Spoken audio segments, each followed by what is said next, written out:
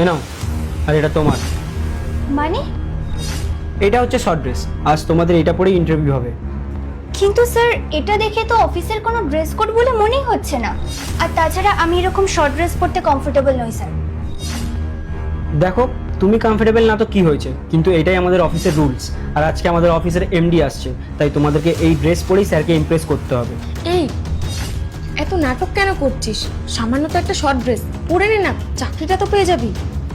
দেখুন, আমি এখানে চাকরি করতে এসেছি, এই শর্ট ড্রেস পরে বসকে ইমপ্রেস করতে নয়।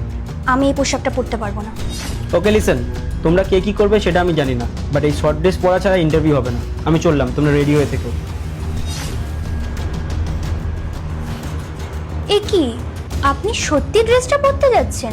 তা না তো কি, এত বড় কোম্পানিতে চাকরি করব আর তার জন্য এইটুকু তো করতেই হবে। এইটুকু যদি না করি তাহলে কি আমার মুখ দেখে চাকরি দেবে?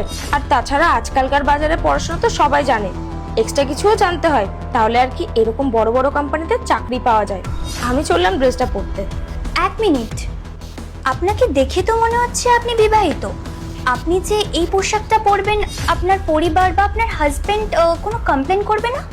এই শোন, হাজবেন্ড থাকবে হাজবেন্ডের জায়গায়, আর আমি থাকবো আমার জায়গায়। থোড়ি না আমার হাজবেন্ড এখানে এসে দেখতে যাবে যে আমি কি করছি না করছি। আর তাছাড়া আজকে যদি আমি এমবিকে খুশি করতে পারি তাহলে আমার তো এখানে চাকরিটা পাকা। আর পরে না হয় আর একটু বেশি খুশি করে স্যালারিটা বাড়িয়ে নেবো। তার জন্য তুমি তোমার নিজের কালচারকে ভুলে যাবে? এই শোন, কালচার বালচার না কিছু হয় না, আজকালকার দিনে টাকাই সব। তুই মুখটা বন্ধ রাখ।